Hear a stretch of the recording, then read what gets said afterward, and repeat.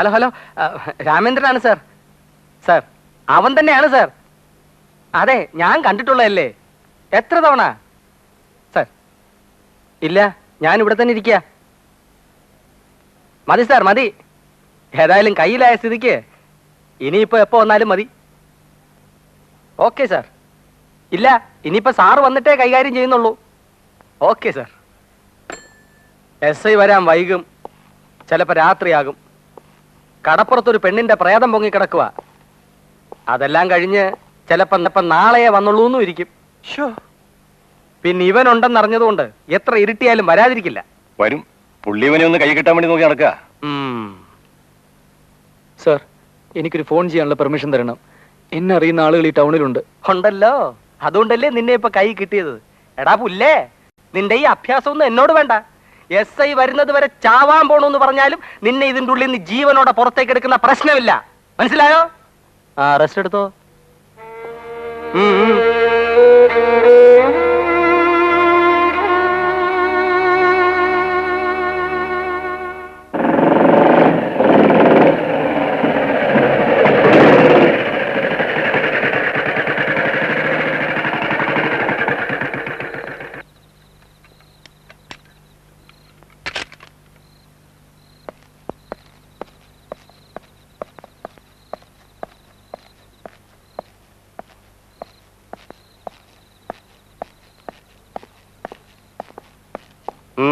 Sir ഇവനെ കണ്ടിട്ടില്ലല്ലോ?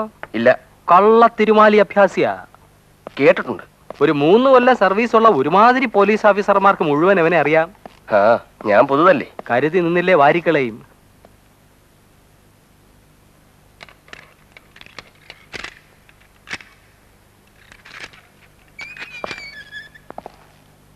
ഇരിപ്പ് കണ്ട പഞ്ച പാവമാണെന്നല്ലേ തോന്നത്തുള്ളൂ.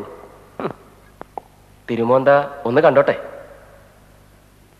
സാറേ ഒന്ന് കാണാമെന്നാ. ഒന്ന് തലപൊക്കിയാട്ടെ.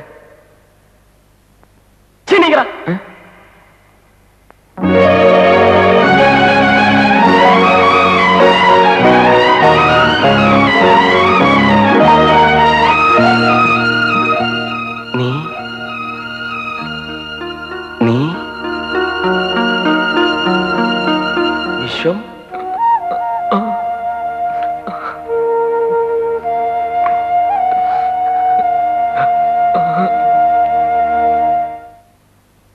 അതെ, വിളിക്കാം.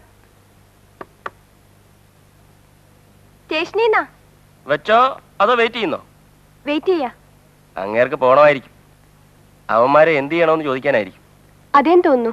എന്ത് ചെയ്യാനാ? എഴുതി ഒപ്പിച്ചിട്ട് ഓരോ തപ്പും തപ്പി രാവിലെ തുറന്നു വിടണം. അല്ല എന്ത് ചെയ്യാനാ? എന്നാൽ ആ വിവരം അങ്ങ് വിളിച്ചു പറഞ്ഞാ മതി. സാറിന്റെ കൂട്ടുപ്രതികളുടെ കാര്യമാ.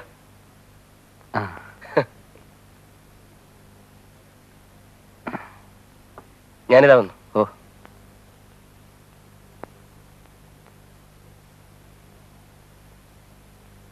വിഷം കഴിക്കുന്നില്ലേ?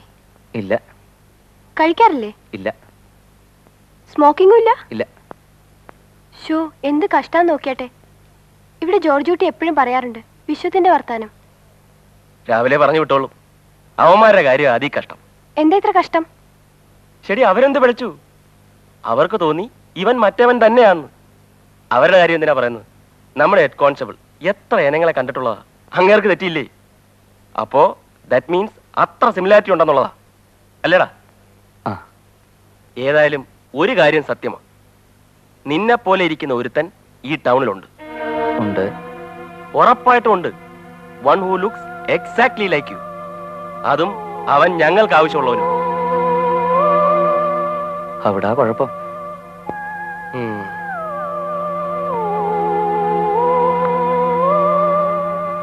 അല്ല ജോർജ്, ആരാ ഈ മറ്റവൻ? അത് പറഞ്ഞാല് ഇപ്പോ അതെന്തിനാ? അവൻ ആരാന്ന് പറയാനായിരിക്കും.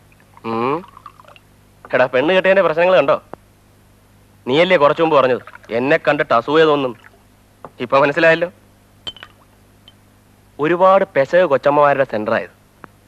എന്നിട്ടും രാത്രി 9 മണിക്ക് മുമ്പ് കൂടണയാൻ ഞാൻ മനസ്സ് കാണിക്കുന്നില്ലേ? എന്നാൽ അവൾ അങ്ങനെ വിചാരിക്കുന്നുണ്ടോ? എടോ അന്ന കരണീന, ഞാൻ എന്നീ കുപ്പി തീർക്കും. കോളേജ് വിട്ടത് പിന്നെ ഒരുപാട് കാലം കൂടിയിട്ട് എനിക്ക് ഇന്ന് ഇവനെ കൈ കിട്ടിയതാ. നീ വേണം പോയി കിടന്നുറങ്ങും, അല്ലേ മിണ്ടാതെ അവിടെ ഇരി. ഓ ആ, നമ്മൾ എന്തോന്നാ പറഞ്ഞോണ്ട് വന്നത്? മറ്റവനെ പറ്റി അല്ലേ? ആ. ആ, അവൻ പുള്ളിയുടെ പേരെന്താ? ഉത്തമൻ. ഉത്തമൻ. ഫസ്റ്റ് പേര്. പുള്ളിയുടെ എല്ലാ പേരുകളും ഫസ്റ്റാ. വേറൊരു പേര് കേൾക്കണോ? സുഗൺ കുമാർ. ഒരുപാട് പേരുകളുണ്ടോ? പിന്നെ ജോസഫ്, സുബ്രഹ്മണ്യം, സന്തോഷ്, ലത്തീഫ്. പുള്ളി പലപ്പോഴും കസ്റ്റഡിപ്പെട്ടിട്ടുണ്ട്, ജയിലിൽ കിടന്നിട്ടുണ്ട്, ചാടിയിട്ടുണ്ട്, വീണ്ടും പിടിച്ചിട്ടുണ്ട്. ആര് വെച്ച ദേഹമാ. ഇപ്പൊ കക്ഷി ഈ സിറ്റിയിലാണ് ഓപ്പറേറ്റ് ചെയ്യുന്നു. എന്റെ ഫസ്റ്റ് പോസ്റ്റിംഗ് അല്ലേ പ്രൊബേഷൻ കഴിഞ്ഞിട്ട്. ജൂനിയേഴ്സ് ആവുമ്പം തപ്പിച്ച് നിൽക്കാമെന്ന് മനസ്സിൽ കണ്ടോണ്ടായിരിക്കും പുള്ളി ഇങ്ങോട്ട് ഷിഫ്റ്റ് ചെയ്തിരിക്കുന്നത്. ഏതായാലും ഒരു കാര്യം, നീ കുറച്ച് കെയർഫുൾ ആയിക്കൂ. അവനുണ്ട്. അതിന് എനിക്ക് എന്ത് ചെയ്യാനൊക്കും? ഒന്നും ചെയ്യാനൊക്കില്ല, എങ്കിലും ഒന്ന് സൂക്ഷിച്ചോളുക. അത് വിഷുവല്ല സൂക്ഷിക്കേണ്ടത്. അതിനാ സർക്കാർ നിങ്ങൾക്ക് ശമ്പളം തരുന്നത്. അത് നേര്. അതുകൂടെ ഒന്ന് കഴിച്ചാട്ടെ, ഞാൻ ഭക്ഷണം എടുത്തു വെക്കാം. ഇത് ഞാൻ വിശക്കുന്നുണ്ടായിരിക്കും. ഓ, അത് ശരിയാണല്ലോ. നീ മോള് പോയി എല്ലാം ചൂടാക്കി എടുത്തു വെക്ക്, ഞങ്ങൾ ദാ വന്നേച്ചു. വിളിക്കുമ്പോ വന്നേക്കണം.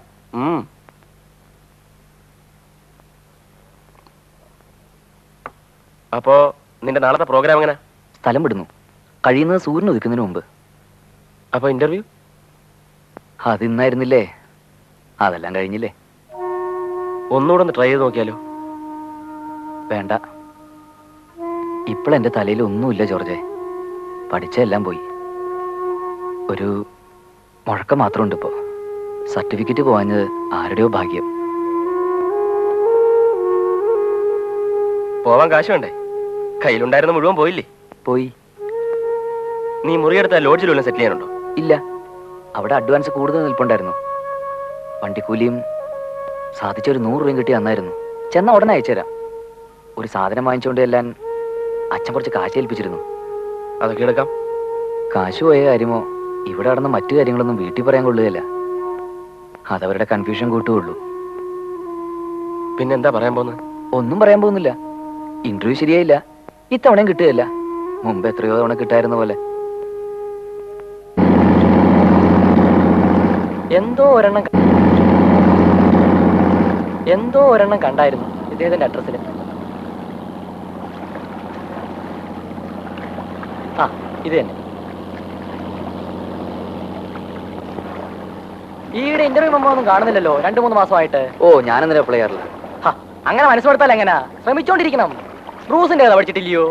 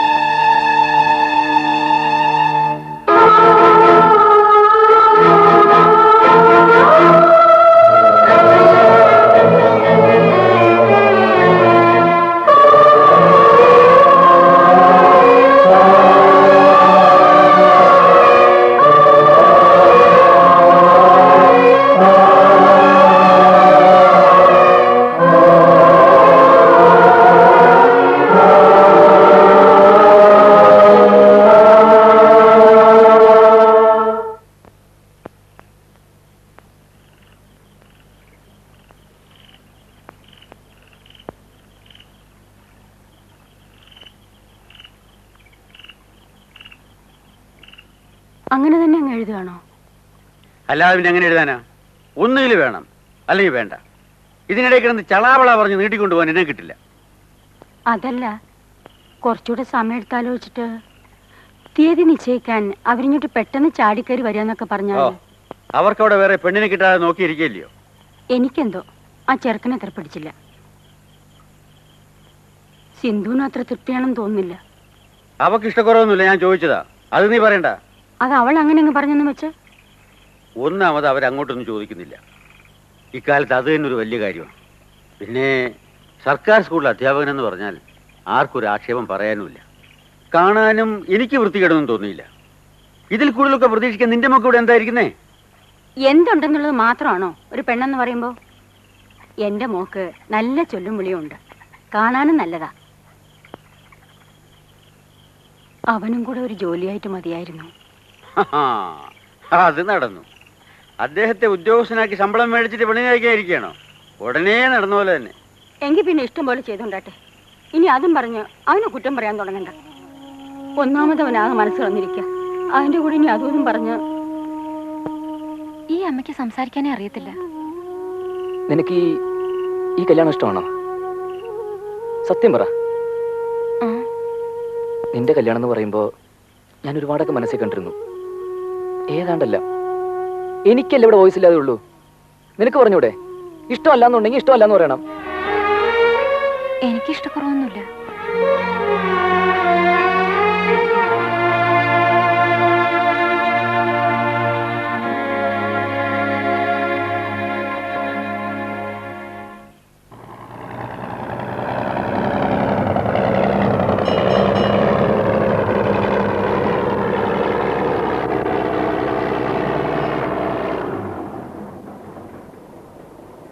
ഹായ്, ആളുണ്ടല്ലോ.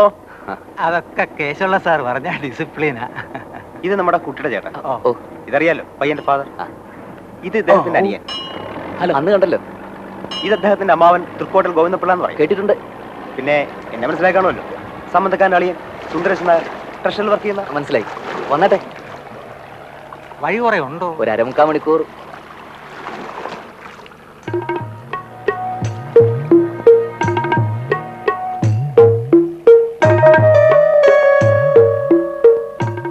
വന്നട്ടെ. ഇത്തവണ മാമന്മാരെ ആരെയും കൊണ്ടുവന്നില്ല. കൊടുക്കൽ വാങ്ങലും കണക്ക് പറച്ചിലും ഒന്നും ഇല്ലാത്ത സ്ഥിതിക്ക് ഇത് നമ്മൾ മാത്രമായിട്ട് കൂടി ഇത് തീരുമാനിച്ചാൽ മതിയല്ലോ എന്ന് കണ്ടു. അതെ.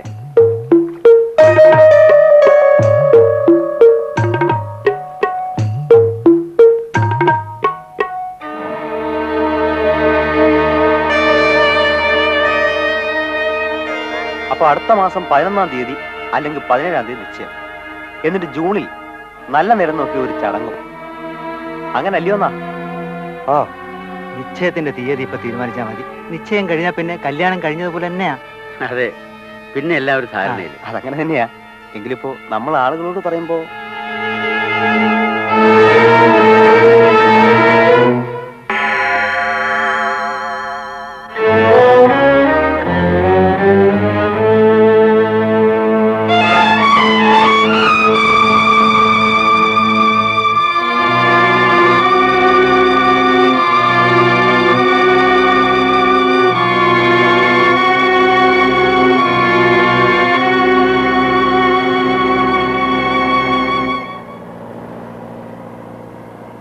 ഈ ഫോട്ടോ കാണുമ്പം അങ്ങനെ ദൂഷ്യമൊന്നും തോന്നുന്നില്ല.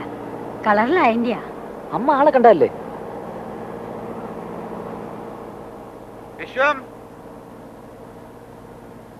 വിശ്വം, അവരിറങ്ങാൻ തുടങ്ങായിരിക്കും. വിശ്വനാഥൻ. ചെല്ല്.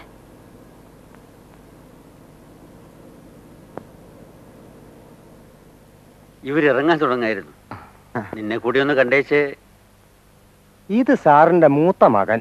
ആ, മൂത്തത് ഇളയതും എല്ലാം കൂടി ഒന്നേ ഉള്ളൂ. നേരത്തെ കണ്ടല്ലോ മാവൻ നമ്മളെ വോട്ട് ചട്ടിയില്. കണ്ടു.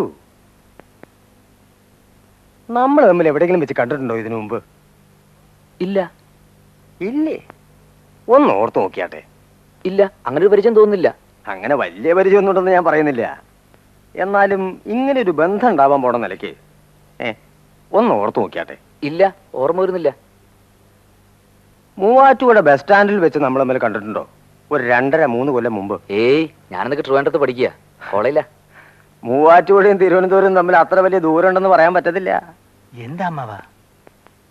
അത് പറഞ്ഞാൽ ഇവിടെ ഇപ്പം പുള്ളി ഏൽക്കാത്ത സ്ഥിതിക്ക് ഇനിയിപ്പോ ഞാൻ തന്നെ അങ്ങ് പറയാം. ഞാൻ ഈ പൈതലാനെ കണ്ടിട്ടുണ്ട് മൂവാറ്റുപുഴ ബസ് സ്റ്റാൻഡിൽ വെച്ച്. അല്ല, ഓർമ്മയില്ലെന്നില്ല, ഞാൻ പറഞ്ഞുതരാം. ഞാനും കൂടെ ചേർന്ന ഈ ചെറുപ്പക്കാരനെ വളഞ്ഞുകൂടി പിടിച്ച് പോലീസിൽ ഏൽപ്പിച്ചത്. ഒരു യാത്രക്കാരന്റെ പോക്കറ്റ് അടിച്ചതിന്. ഇപ്പൊ പിടി കിട്ടിയോ? ഛേ, നിങ്ങൾക്ക് ആള് മാറിയിരിക്കും. എനിക്കങ്ങനെ എക്സ്പീരിയൻസ് ഒന്നുമില്ല. എടാ കുഞ്ഞേ, തൃക്കോട്ടയിൽ ഗോവിന്ദപിള്ളയ്ക്ക് ബുദ്ധിക്ക് യാതൊരു പതർച്ചയില്ല. പ്രായം കുറെ ആയിന്ന് വെച്ച് കേട്ടോ. നിന്റെ പുറത്തിട്ടൊരു വീക്ക് എന്നെ പെരുപ്പ് എന്റെ കയ്യിൽ നിന്ന് ഇനിയും മാറിയിട്ടില്ല. ഇദ്ദേഹം വേറെ ആരെയുണ്ടോ കണ്ട് തെറ്റിദ്ധരിച്ചിട്ട്? ആഹാ, പിന്നെ ഉരുളാൻ നോക്കണോ? അനിയ, എന്റെ ഇത്രയും സ്ഥലത്തിന് യാതൊരു ക്ഷീണവും സംഭവിച്ചിട്ടില്ല. എന്തോന്നാ? അതിപ്പോ മനസ്സിലായി. നീ പോണ അപ്പുറത്ത്. അച്ഛ ഇത് വെറും ഒരു കൺഫ്യൂഷന്റെ പുറത്ത്. എന്നോട് പോകാനാ പറഞ്ഞേ. വിശ്വം നീ ഇനി വരാൻ.